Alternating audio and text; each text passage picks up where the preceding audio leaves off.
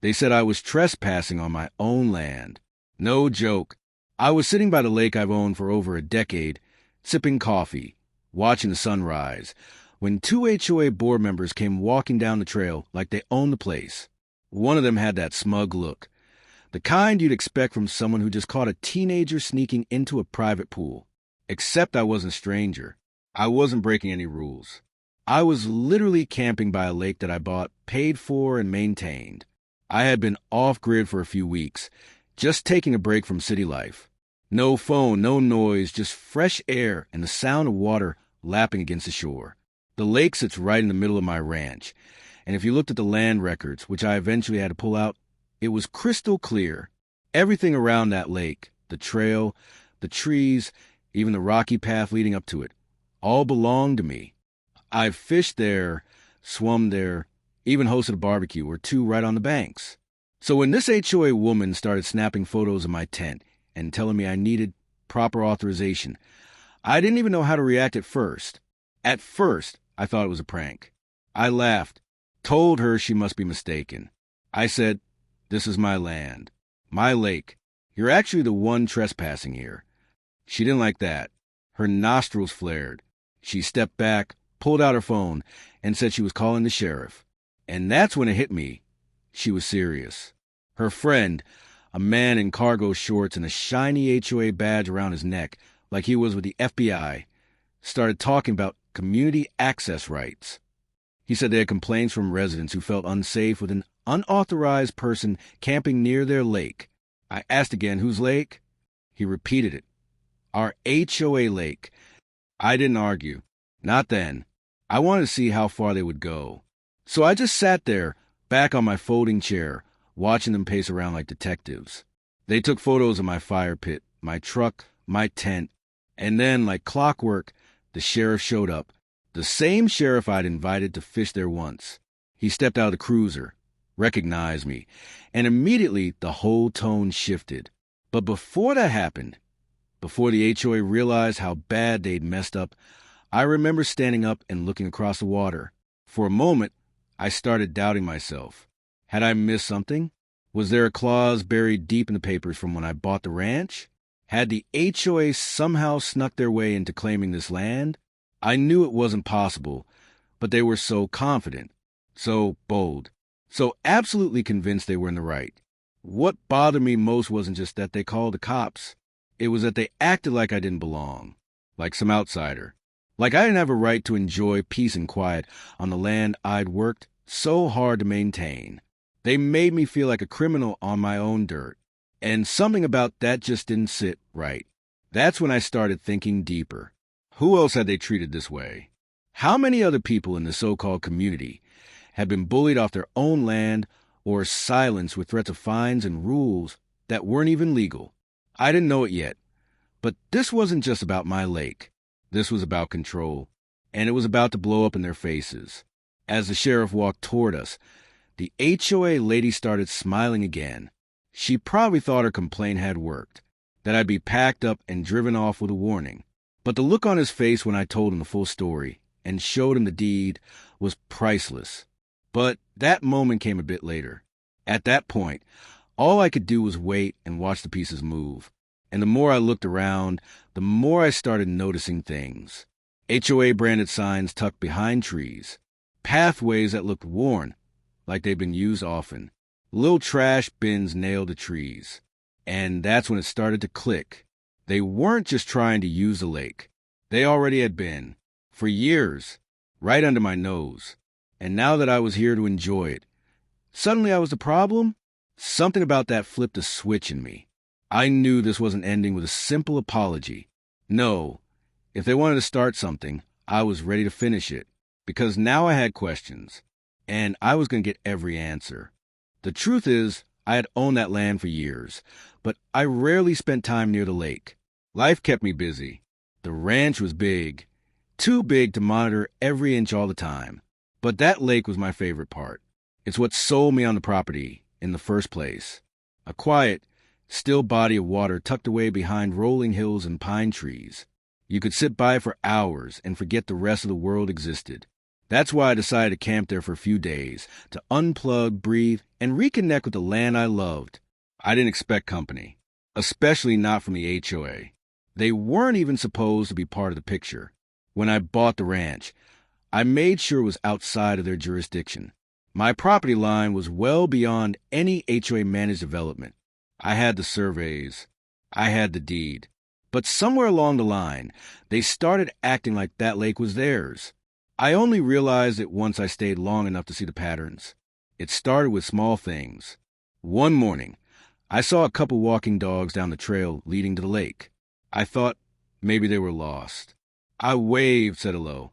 They nodded, didn't stop, didn't ask questions. Just kept walking like they'd done it 100 times before. The next afternoon, 2 teenagers came by on bikes, tossed their backpacks on the ground, and jumped in the water like it was their summer hangout. No hesitation. No questions. That night, I sat by the fire thinking about it. Why were all these people so comfortable using my lake? No one knocked on my door. No one asked permission. It was like they thought it belonged to them. That's when I started walking around the edge, taking note of signs. And what I found made my blood boil. There were wooden stakes in the ground near the far entrance to the lake. One of them had a worn-down plastic marker. Common use area, HOA recreation access. It was half buried in weeds, but it was there. I hadn't put it there. I hadn't authorized anyone to use that part of my land for recreation. Yet here was physical proof that someone had been claiming it. I kept digging. The next morning, I walked the full perimeter of the lake. I found a little trail that cut straight through my property, connecting the HOA development to the lake. It was worn and like it had been used for years. I followed it all the way up, and sure enough, it led out behind a row of fancy homes with tidy lawns and matching fences. That's when it hit me. The HOA had been letting their residents use my lake as if it were theirs, and they never once told me. No lease agreement, no request, nothing. I wasn't just upset. I felt tricked, like my land had been slowly taken from me, without a single signature, just by repeated use. And now that I was camping there, enjoying my own property, I was the one being accused of trespassing? I couldn't wrap my head around it. That same day, I went back to the house and started pulling records. Old closing documents, survey maps, aerial photos, everything. And there it was, clear as daylight. The lake and the surrounding land were fully enclosed within my property lines. There was no easement, no shared rights, no open access written into the agreement. The HOA had absolutely no claim to it. But if someone didn't look closely or didn't know what to check, it might be easy to assume otherwise. It all started to make sense. Over the years, as the HOA expanded and new homes were built closer to the edge of my ranch, people started wandering in. At first, maybe it was just a couple of curious kids. Then the parents followed. Then someone told someone else that the lake was a community bonus or a shared natural area. Word spread, and without anyone saying no, it became accepted as fact. And that's the danger. Sometimes theft doesn't happen with locks or fences. Sometimes it's slow, quiet, and disguised as routine. They didn't steal the lake in a single day. They took it inch by inch, step by step, over time. And now that I was finally using it the way I wanted, they couldn't stand it. But instead of admitting they'd been in the wrong, they went on offense. They called the cops. They tried to intimidate me. But they didn't realize I had the proof. And I wasn't going to let it slide. The next few days, I stayed put.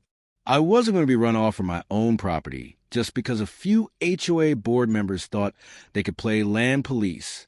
I kept my tent right there by the water. Every morning I watched the mist roll across the lake and reminded myself, this is mine, not theirs, not shared, mine. But the pressure didn't stop. I started seeing more foot traffic. First, it was a jogger who passed by like nothing ever happened. Then a family with fishing poles. Then 2 teenagers on paddleboards. At one point, I counted 6 different people circling the lake in one afternoon, and none of them said a word to me. They didn't ask if they could be there. They didn't even acknowledge me. It was like they truly believed they belonged. That's when I realized just how deep the lie had gone.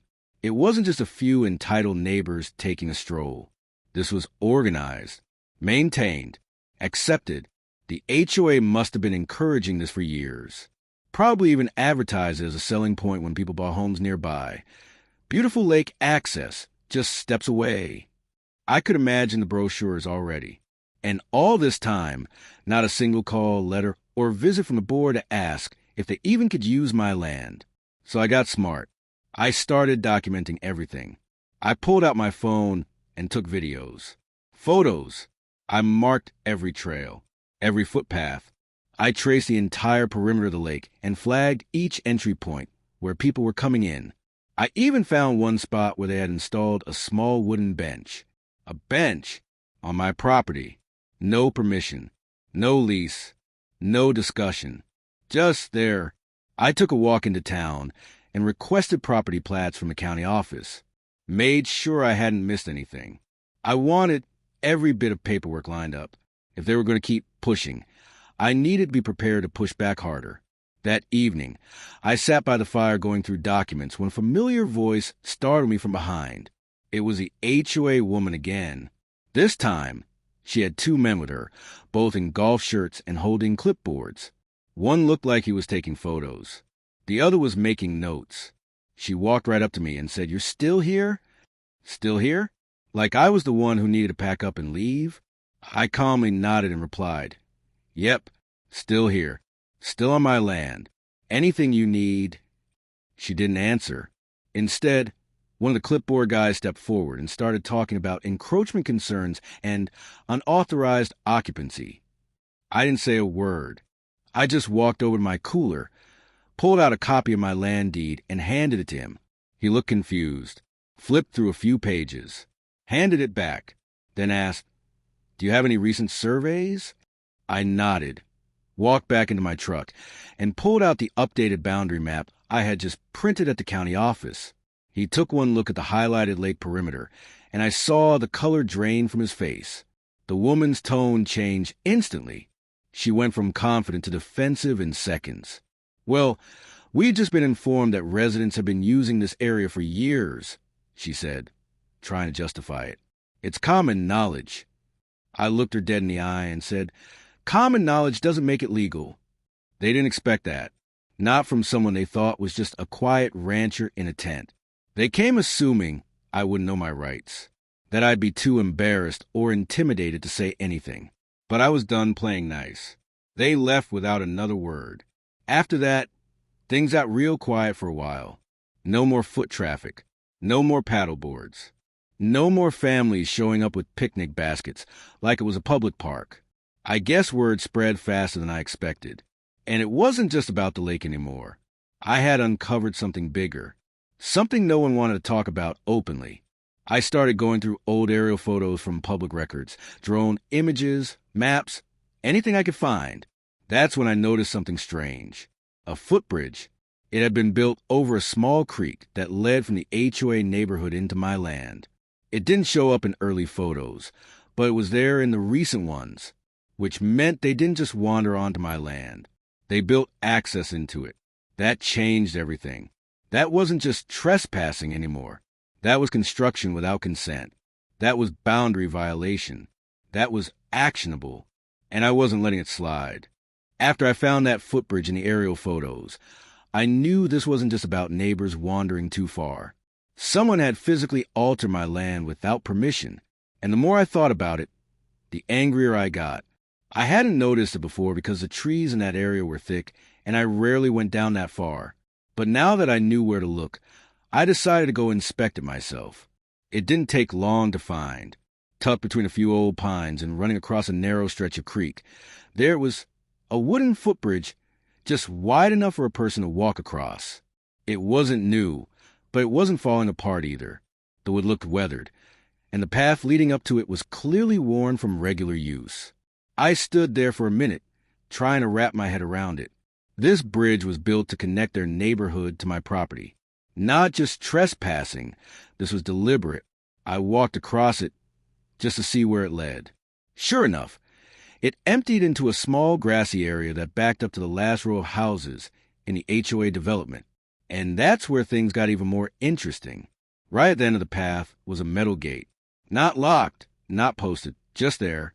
And beside it, a sign that read, Lake Access Trail, Private Residence Only.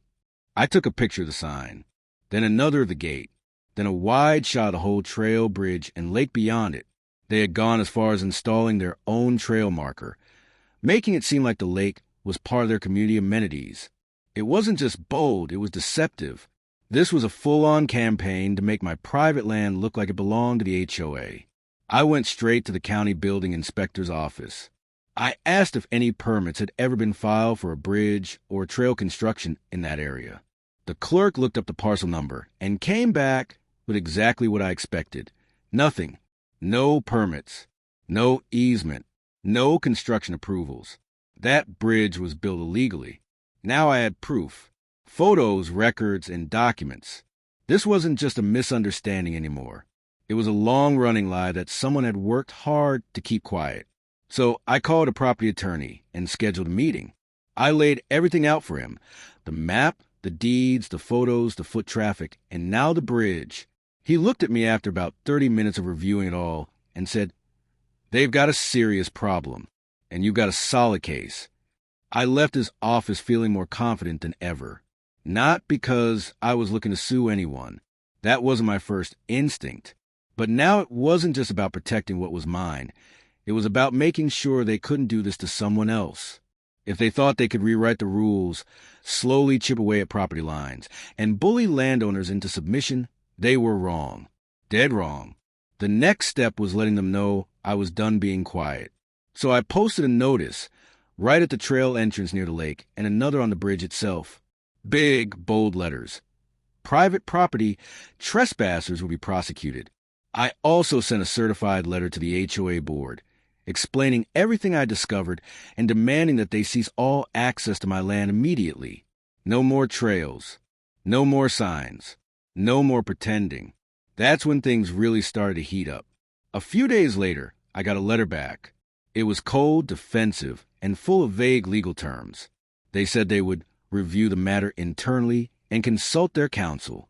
But they didn't deny anything. Not one part. That told me all I needed to know. They knew they'd been caught. I kept camping by the lake. I kept watching. And even though the foot traffic had slowed, every now and then I'd see someone hesitate at the new signs, looking confused. Like they couldn't believe the lake was off limits now. And honestly, I don't blame them. They'd been misled for years.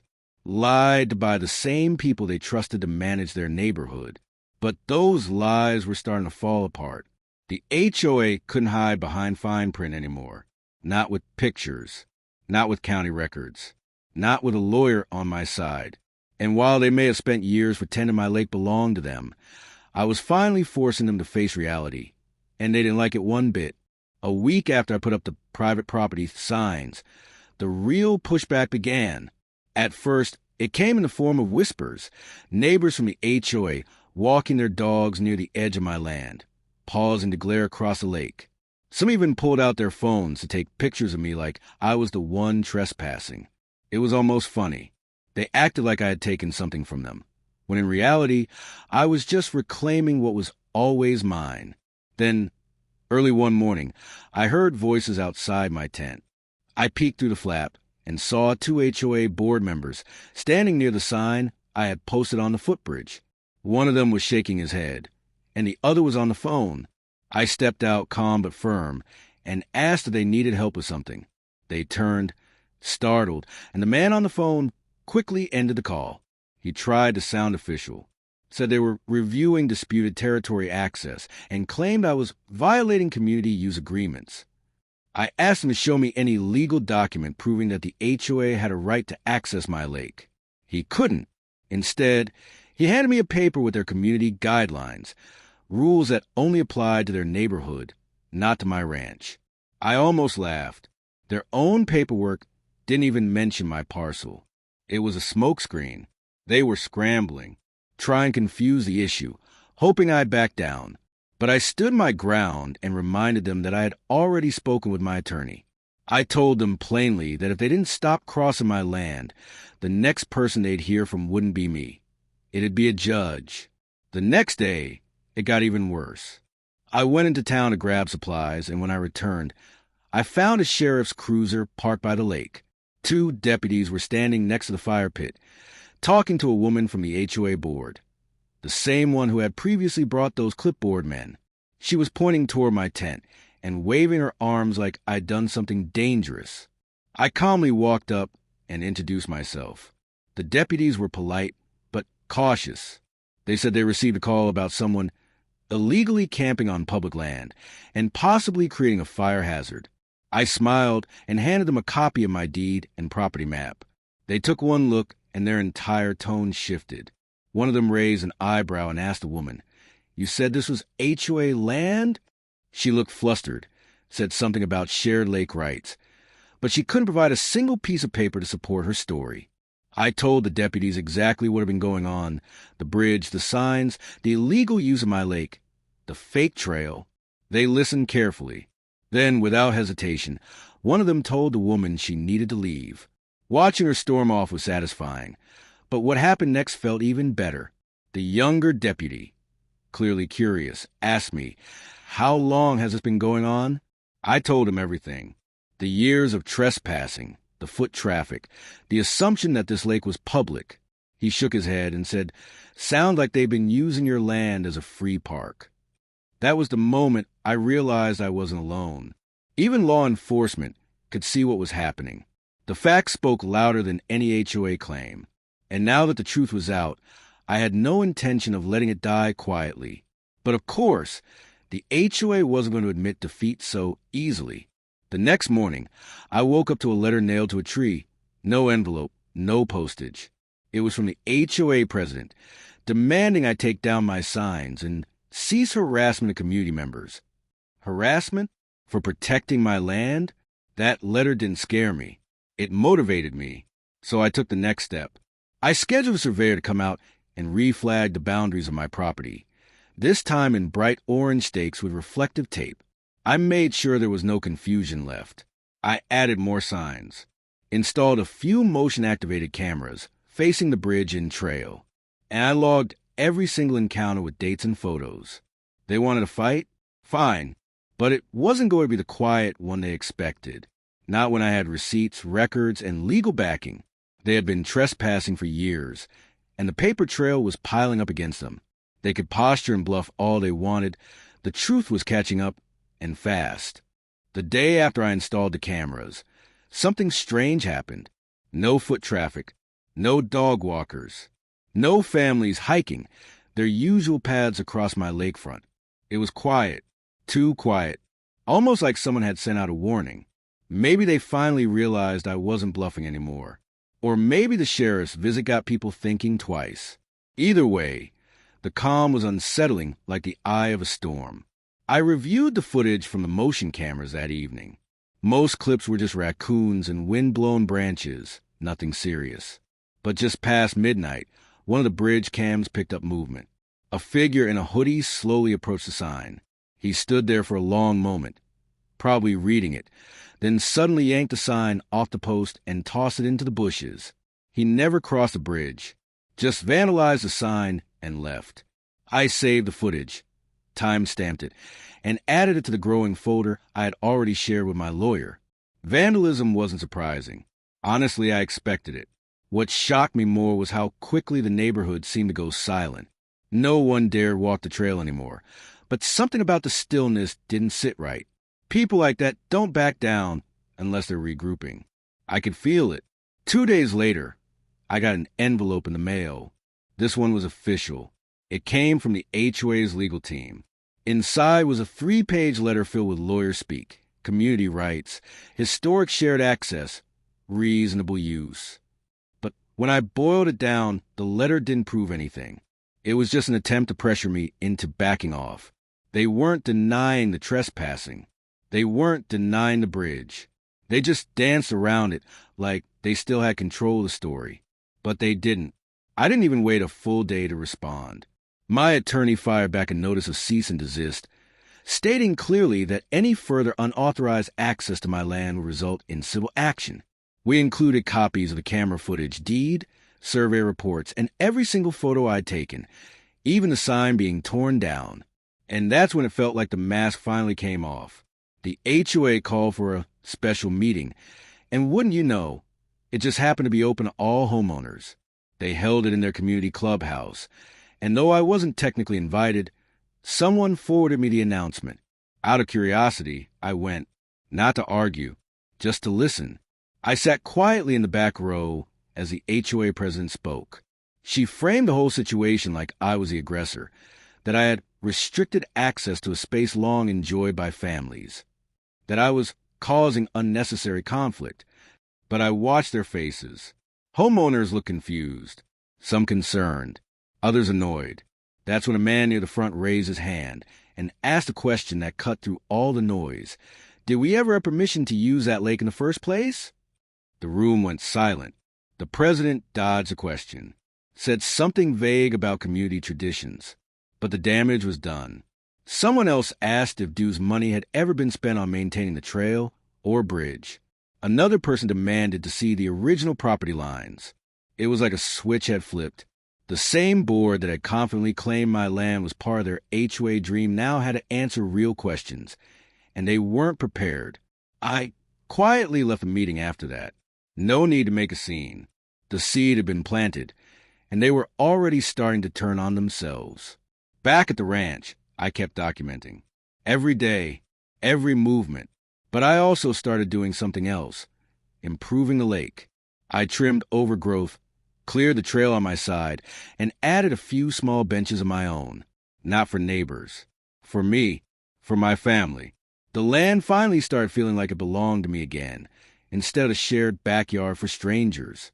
Still, the silence from the HOA wasn't permanent. 1 week later, I got a letter not from their board, but from a private mediator. They were requesting a resolution meeting, claiming the issue had escalated unnecessarily, and that they wanted to explore peaceful alternatives. I didn't reply right away, because I knew they weren't looking for peace. They were looking for a way out, one that would make them look guilty in front of their residents. But at this point, their fake claims, the harassment, the lies, all of it had already cracked open.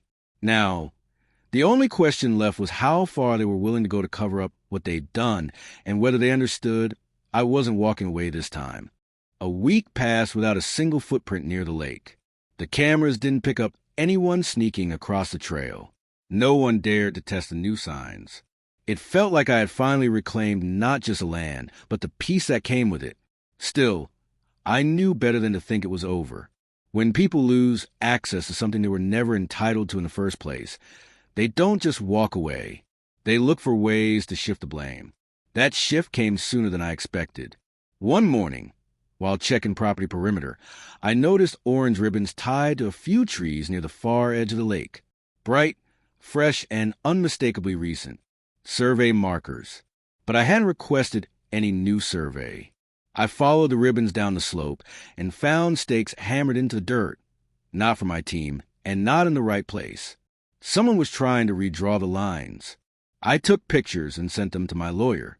Within hours, he called back, voice tight with frustration.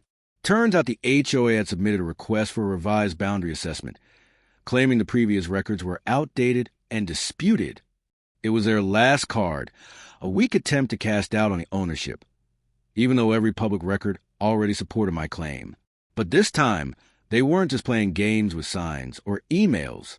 They were actively altering markers on my land. So I responded in kind, with facts. My lawyer immediately filed a formal complaint with the county land office, and I filed a report with the sheriff's department for unauthorized land tampering. The deputies came out again, reviewed the new markers, and confirmed exactly what I suspected. The survey team had been hired privately and told they had HOA permission to enter. No one had informed them they were working on private ranch land, not community property. That sealed it. The sheriff issued a warning to the HOA board. Any further tampering, and it wouldn't just be civil, it would turn criminal. Trespassing, fraudulent land claims, the very things they had tried to pin on me. But as much as I wanted to celebrate the win, there was something unsettling underneath all of this. It wasn't just about the lake anymore. It was about control. They were willing to twist reality just to avoid admitting they had been wrong. The The deeper I looked, the more I realized this wasn't the first time the HOA had played fast and loose with property boundaries. My case just happened to be the one that backfired. A neighbor, someone I'd never spoken to directly before, reached out. Older man, quiet type. He told me he'd lived near the lake for over 20 years. He said the trail didn't even exist until about 7 years ago, when a new HOA president had taken over and decided to expand community amenities. There was no vote, no notice, just a trail, a bridge, and the story that it was all part of the neighborhood plan. He handed me an old paper map he had saved from the early days, a faded layout of the ranch boundaries, crystal clear in its lines. My lake, my shoreline, no shared access, no easement, no trail. I took that map and added it to my file.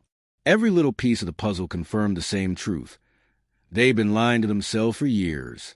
Maybe some board members genuinely didn't know, but others had to. You don't just build a trail through private land and hope no one notices. You do it quietly, hoping no one pushes back. And when someone finally does, you call it community tradition and act like they're the problem. But that strategy only works when no one's watching. Now, people were watching. The sheriff, the county, the residents. Even people online were starting to question other HOA decisions. One by one, the false sense of power they had built was starting to crumble. And me? I kept doing what I had always intended to do. Live peacefully, maintain my land, and protect what was mine. Every attempt they made to erase the truth only made it clearer. Every time they pushed back, they left a bigger trail of evidence behind. And still, I knew they weren't finished yet. Because when people like that lose control, they don't just disappear. They come back louder, bolder, more desperate. And I was ready. The next strike didn't come through surveys or fake trails this time. It came through whispers. People started showing up at my ranch gate. Not trespassing, not exactly. They stayed outside the fence. But it was clear they were sent by someone. A couple said they were from a local historical society asking about lake access.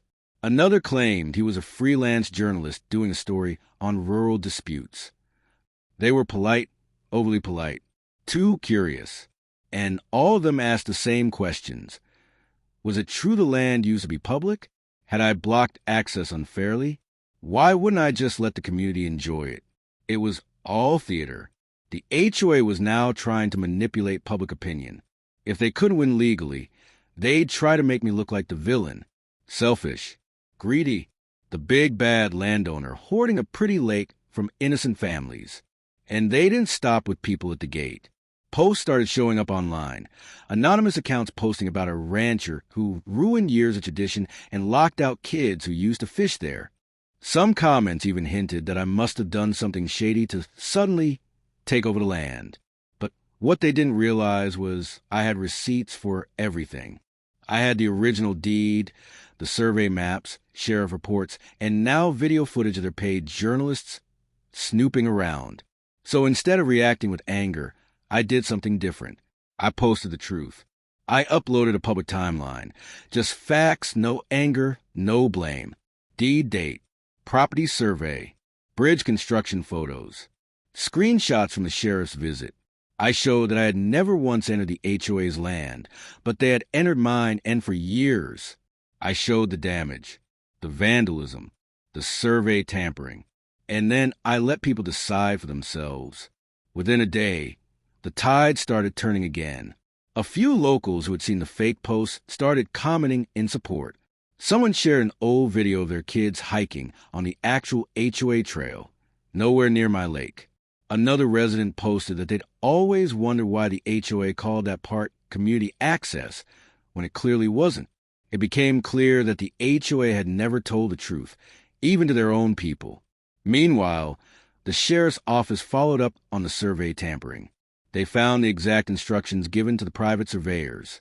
Turns out, one of the board members had signed a release claiming the land was pending HOA integration. That's not just dishonest, it's fraud. And that's when the legal dominoes really start falling.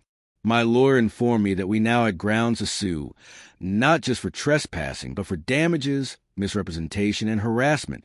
We drafted a formal complaint and submitted it to the county court. And while the case was being reviewed, we filed for a restraining order against any further physical access or contact from the HOA or its contractors. They went silent after that. Completely. No more emails. No more survey flags. No more strangers asking questions. But the silence wasn't peace. It was a retreat. Because I knew what was coming next wasn't a letter or an online post. It would be a courtroom. Real evidence. Real consequences. And for the first time, the HOA would have to explain themselves under oath. Still, I wasn't celebrating. I had learned enough by now to stay cautious. Because even when the law is on your side, people who feel entitled don't give up easy. They twist, they threaten, they try one more trick, and sometimes that trick gets reckless. So I kept the cameras rolling. I kept my lawyer updated. I stayed out of their way. But I didn't let down my guard. The lake was quiet again. The trail was gone. But the battle wasn't over. Not yet, because the next move wasn't about land anymore. It was about exposing what they'd been hiding this whole time. A month passed before the court date arrived. I kept mostly to myself, working on the ranch, keeping things steady. The lake was calm. No trespassers, no suspicious survey flags, no phantom journalists. But in the back of my mind, I knew this was only the calm before the next storm. And sure enough, 2 days before the hearing, I got served, not just with one lawsuit, but with 3. The HOA had filed countersuits against me. One claimed I had damaged community trust. Another accused me of illegally blocking traditional access. The third, the boldest, said I was profiting from the community's land, citing made-up claims about rental income and supposed permits I never applied for. I couldn't believe it. They were throwing everything they had, hoping something would stick. This wasn't just legal defense. It was harassment, plain and simple. But it backfired the moment we stepped into that courtroom. On the day of a hearing, their lawyers showed up with stacks of documents, most of which were vague, misdated, or completely irrelevant. I had just one folder. That's all I needed, because my documents weren't filled with opinions or twisted history. They were black and white facts, land deeds, time-stamped sheriff reports, signed county records, and certified surveys. When it was my turn to speak, I walked the judge through every piece like I was telling a story. Not a dramatic one, just the truth. I explained how I inherited the land, how I maintained it, how I tolerated years of unauthorized use, and how the moment I tried to enforce my rights, the HOA responded not with discussion but with aggression. Then came the bombshell. My lawyer presented an email thread, something we'd obtained through legal discovery. It was between 2 HOA board members, dated months before the first cop was ever called. In it, they openly discussed using the lake to boost property values and referenced keeping the new owner in the dark as long as possible. One even joked that he won't notice if we keep calling it community land. The courtroom went still. The judge asked for clarification. The lawyer confirmed the emails were real. The HOA board members, now sweating, had nothing to say. You could see it all over their faces. This wasn't just a misunderstanding. This was manipulation.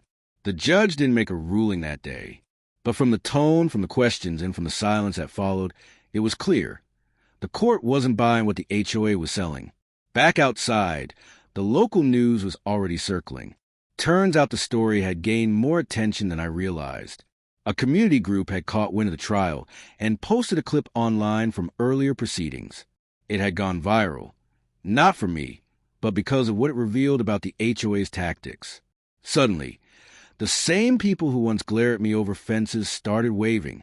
The same parents who whispered about the angry rancher by the lake were now demanding transparency from the board. Things had flipped, and fast.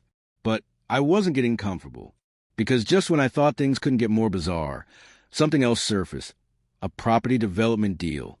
Apparently, while all this legal chaos was going on, the HOA had quietly been negotiating with a real estate group to sell a portion of land that sat adjacent to mine, a section they didn't fully own. And guess what? Part of the deal was contingent on lake access. that same lake they had never owned, but had been promising to investors and developers for years. So this wasn't just about a walking trail or a bridge. This had been about money. A lot of it. I started digging deeper. County zoning records, old permits, proposal documents that had been submitted under the radar. The more I found, the clearer it became. They had used my lake, my land, as bait, promised something that was never theirs to give. Now, the lawsuit wasn't just about trespassing. It was about fraud. And I wasn't the only one ready to take them down anymore. Within days of uncovering the real estate deal, things went from aggressive to outright chaotic. Residents began holding emergency meetings. Not HOA-led meetings, but private gatherings at the local library and church halls. These weren't small complaints anymore. People were furious. They felt cheated, used, and for once, they weren't angry at me. They were looking straight at their HOA board, demanding answers. I didn't need to say a word. The document spoke louder than anything I could have said anyway. One neighbor, a former city planner, took the initiative to review the development files I had found. He confirmed that the HOA had indeed promised lake access in multiple proposals. And here's where it got worse. Those documents weren't just casually submitted. They were notarized, with signatures from the same board members now pretending they'd never laid eyes on them. That was the final crack in the dam. One by one, residents started resigning from HOA committees. Volunteers refused to help with neighborhood events. Board members stopped showing up in public. The same people who once screamed at me for locking my own gate were now standing outside the HOA office with signs demanding resignations. A few even came to my gate, not to argue, but to apologize. The shift was surreal. People who used to treat me like the enemy were now thanking me for standing my ground. One woman told me she had always assumed the trail was legitimate because the HOA told her it was. Another man, a veteran who lived 3 streets over, shook my hand and said, "They made you out to be a monster, but turns out you were just the only one telling the truth." But even as the public opinion turned, the legal case wasn't over. My lawyer filed a fraud complaint based on the development documents. That shifted everything into a higher legal gear. This wasn't just civil anymore. The county had to get involved. Officials began looking into zoning violations, misappropriation of funds, and the improper use of HOA power. And once that investigation started, skeletons came flying out of the closet. Turns out, the board had a long history of pushing shady deals through. Not just mine. Several beautification projects have been grossly overpriced and quietly funneled to companies owned by relatives of board members. Funds were missing. Meeting notes had been faked. Votes had been staged. They'd gotten away with it for years because no one had pushed back hard enough. Until now, the county ordered a freeze on all HOA projects pending the outcome of the investigation. Bank accounts were flagged. A court order was issued for the immediate release of all financial documents, emails, and internal communications. One board member, in a panic, tried to resign quietly, but it was too late. The damage was already done, and people wanted names, dates, and consequences. As for me, I stayed out of the spotlight. I didn't gloat, didn't post, didn't give interviews. Instead, I focused on what mattered, the land. With the trail long gone and the lake protected, I started restoring parts of the shoreline that had been eroded from years of unauthorized use, planted new trees, repaired fencing, installed solar lights around the dock I'd built myself. The place was finally turning into what I'd always imagined, peaceful, untouched mine. But I wasn't blind to the bigger picture. This story wasn't just about a lake or a gate. It was about how quickly power can corrupt, how lies can build entire systems, and how truth, when shown with patience and proof, can bring those systems down. And while the HOA's legal nightmare was just beginning, I had already made my peace. The land was quiet again, but deep down I knew when people who are used to control lose their grip, they always try one last desperate move. And judging by the way they went down swinging the first time, I wasn't expecting this end to be quiet either. I finally agreed to the mediation meeting, not because I trusted them, but because I wanted to hear exactly what they were trying to pull. It was scheduled at a neutral office downtown, with a mediator sitting between me and 2 HOA board members, plus their lawyer. I could tell from the start they were nervous. They didn't make eye contact. They didn't even look confident. The mediator began with the usual introductions, then asked if anyone would like to speak first. The HOA lawyer jumped in, talking about how unfortunate misunderstanding had created unnecessary conflict. He went on about how the community had always enjoyed access to the lake area and how cutting them off had caused distress among residents. He used every soft, polite word in the dictionary, but none of it held up. When he finished, I pulled out a folder and set it on the table. I didn't say much, just slid over the copies of my deed, the survey, the sheriff's report, and screenshots from the camera showing trespassers and vandalism. Their lawyers stared at the papers like they were on fire. The board members sat stiff, their smiles gone. The mediator looked between us, clearly tried to keep things civil. He asked what I wanted. I told him straight. I wanted the bridge removed. I wanted the trail closed. I wanted the HOA to formally notify residents that the lake was not part of their property and never had been. Simple, fair, legal. That's when their lawyer tried to negotiate. He suggested a shared usage agreement, where I'd allow limited access in exchange for compensation. He even mentioned a number, low of course, as if money would make me forget the years of trespassing, the threats, or the fake signs claiming my land. I didn't even blink. I told them it was never about money. It was about principle, about ownership, about the quiet arrogance it took to use someone's land for years, lie about it, then act like I was a problem for finally standing up. The mediator nodded slowly. He saw it too. This wasn't a property dispute. It was entitlement. The meeting ended with no agreement. I left without shaking hands. Back on the ranch, I doubled down. The next weekend, I hired a small construction crew to dismantle the footbridge, took the whole thing apart, piece by piece, hauled the wood off-site and posted a new sign, no access, bridge removed by landowner. Trespassing will be prosecuted. Asterisk, asterisk. That was the day things truly shifted. The HOA couldn't hide behind fake maps anymore. Without the bridge, their fake trail went nowhere. They had to send an email blast to all residents, warning them not to enter the lakeside property because it was now under legal review. They tried to save face, but the truth had already started spreading, not just through word of mouth, but online. Someone in the community, maybe a fed-up resident, maybe someone who attended that special meeting, posted the full story on a neighborhood forum.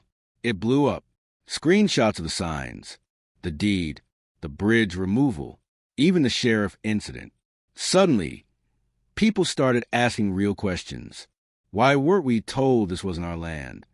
Who approved the trail? Why did we spend HOA funds on something that doesn't belong to us? And just like that, the pressure turned inward. I started getting quiet messages, some apologizing, some angry at the HOA board, a few even asking if I planned to sell access. But I didn't answer any of them. Not yet. I was still watching, still waiting. Because once the community realized the board had lied, the real storm began, not against me, but against the people who let this trespassing go unchecked for years. And while the HOA scrambled to do damage control, I was finally doing what I came to ranch to do in the first place. Enjoy the peace, the quiet, my land. Because for the first time in years, no one was walking where they didn't belong.